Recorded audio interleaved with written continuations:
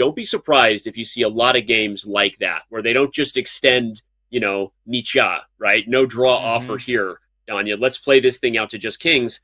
And I think that's important. I think remembering that the clock dynamic is equatable to ball control, right? In the NFL or the shot clock in the NBA. If you have a lead, milking a little bit of that clock, some patience is part of what makes the SCC format unique. And anyway, so don't be surprised if you see Magnus play a lot of games out.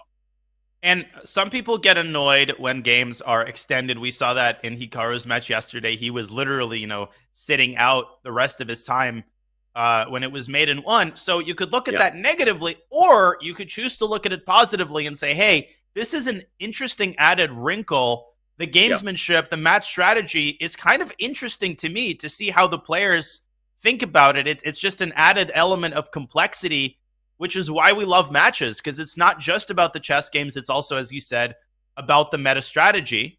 And speaking of meta strategy, Bobby already switching to 1d4, and we've got a super complicated Nimzo Indian structure here. Yeah, the Zamish variation, right? He plays a3. This is a very direct forcing way to just, your opponent develops in a Nimzo, and you say, all right, I'm going to make you give me up the bishop. Give me up. Giddy up. Give me up that bishop. Give me up that bishop, man. Tell you what. Damn right. I don't know from South Carolina here. I don't know what we're doing right now, but the knight comes to h3 to deal with the threat of queen h4. But this is theory, right? These guys are not shying away from prep, and you'll note that I think comparable to other matches where you're getting, b3s on move ones or just anything to make it kind of a unique game with no prep. This is the opposite kind of match we're going to have today. Yeah, we called it. I mean, they're playing principal chess every game, whether it's e4 or d4. They're going for all of the hot stuff. Yep. Donna Summer's pretty happy about that. But okay, this kind of structure has gotten super popular again after years of dormancy. Like, people weren't playing the same-ish for a while, and suddenly they're playing it again. And I think it's because computers have breathed new life into White's kingside play in these positions. Black has this very classic idea, Danny, b6, bishop a6, knight a5, and you go after the c4 pawn. But White's got a lot of action on the king side. You could play g4, you can push e4. I'm always skeptical about White's position here because I feel like there are a lot of weaknesses. But for a dynamic player like Fabi, it fits him like a glove. Yep. No, you highlighted it well. And again, the forced variations of the Zamish, which are defined by the move 5a3, were not as popular because this positional edge seemed like something that will inevitably favor Black in the long term. And as Danya just said, he kind of likes Black too. There's also Rook c8 to come. So really, you could just say the doubled c-pawns are doomed. That's not the question. The question is what you see on the board right now. What will White get in exchange for the positional catastrophe of a queenside with the bishop pair on the king side? So note that Magnus is going to do everything he can to keep the game closed, not let the bishops break free on the king side, and hopes to long-term focus on these positional weaknesses.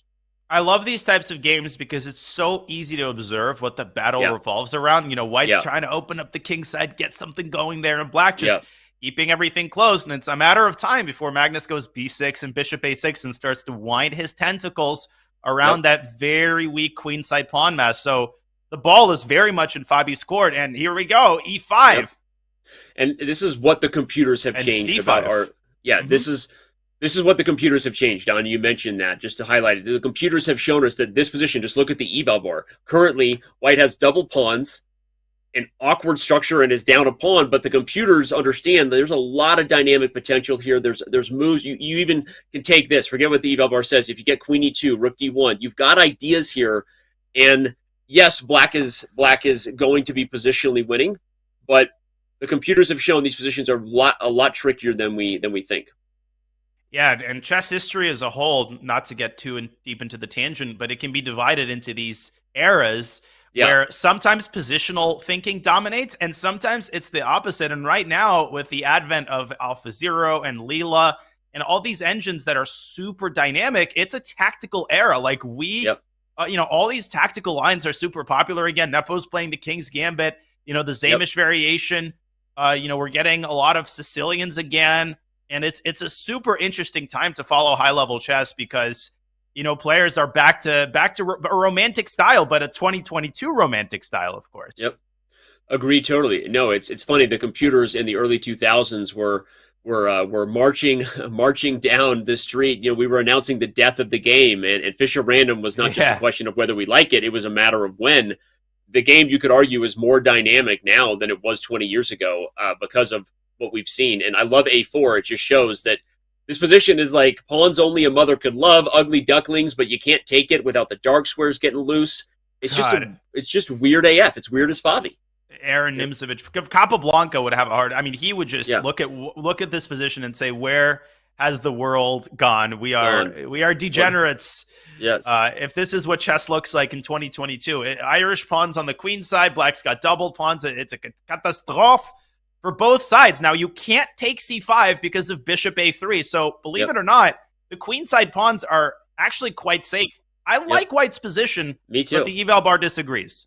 No, I like White's position too. The pawns are not only safe tactically, but they're also potentially an advantage because by definition, when you have double pawns, you have an open file because they came from somewhere, right? And so you see that White will have potential here, despite the eval bar giving a slight edge. That's an evil engine slight edge. Pay attention to the human tactics here, especially in blitz, and note that Magnus clearly taking time, which is not something he does unless he knows he needs to figure things out. So. I love what you said about the positional chess era, right? Zurich International 1953 by David Braunstein. You'll see some incredible Nimzo Indian games back when the Zamish was super popular for White for the other reasons before it became like, oh, black is positionally outplaying you. So check out that book if you're looking for some really interesting ways to improve your positional understanding.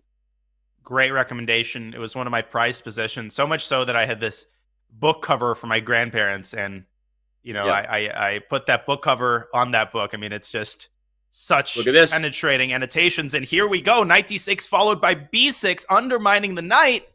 But as you're pointing out, here comes the bishop, but then bc. But you can take first and then take. And then bishop a3 and bishop a g6. Also, don't forget about that strike.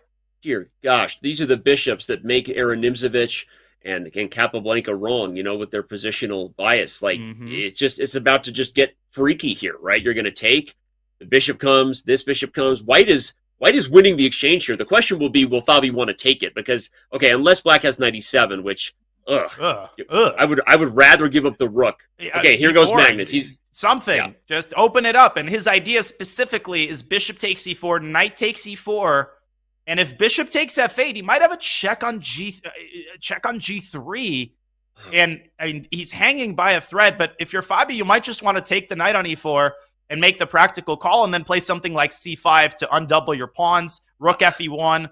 I mean, lots of items on the menu here for White. Let's bring up the analysis board when we get a second, because I want to show Danya's knight g3 check. I think you were not only right, Danya. I think that was incredibly critical for Fabi to see that idea. That was like, I wanted to tell you to shush your mouth when you're talking to me, because look at Danya shushing his mouth.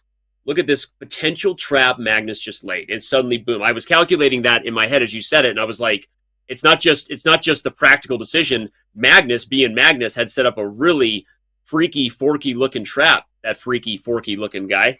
Look at that. I love the way Magnus is handling the defensive task. And just like Fabi defended actively in the previous game, here Magnus is doing the same thing. He says, hey, I'm losing all my pawns. I get it. Let me create some counterplay against White's king.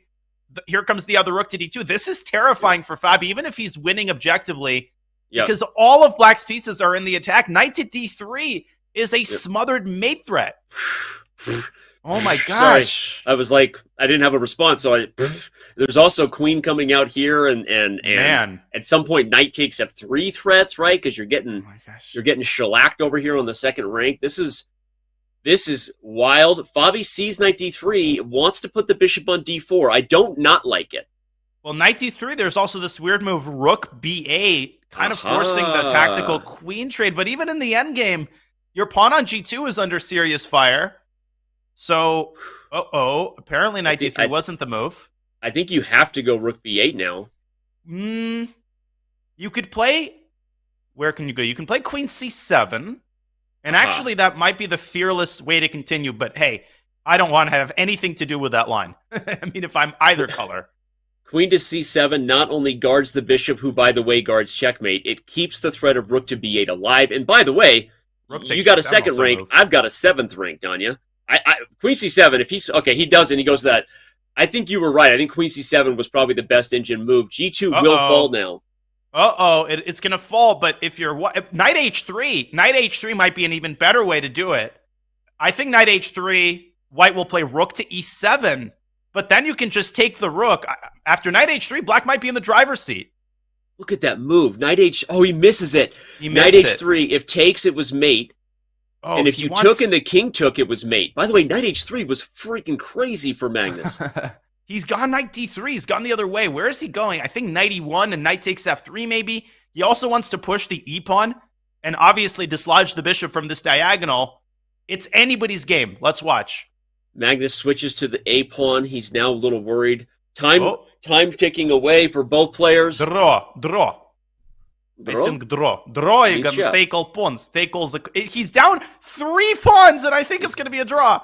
Talk about some bad pawns coming back to bite you in a Nimzo. Look at this. The storyline of the Nimzo proves correct. You have 3 extra pawns, and they suck. Sorry, can I say that? They suck? No, they suck, and he's not even taking them quickly. He's taking them at his leisure. Yeah, this is hilarious.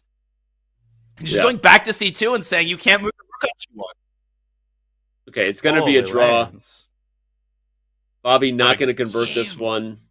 And as I said, I think you're going to see Magnus play a lot of games out. Bobby just sitting tight, saying, look, man, this is over. But, okay, there's no way to lose this king and pawn ending. Yeah, I mean, you got to be a little careful.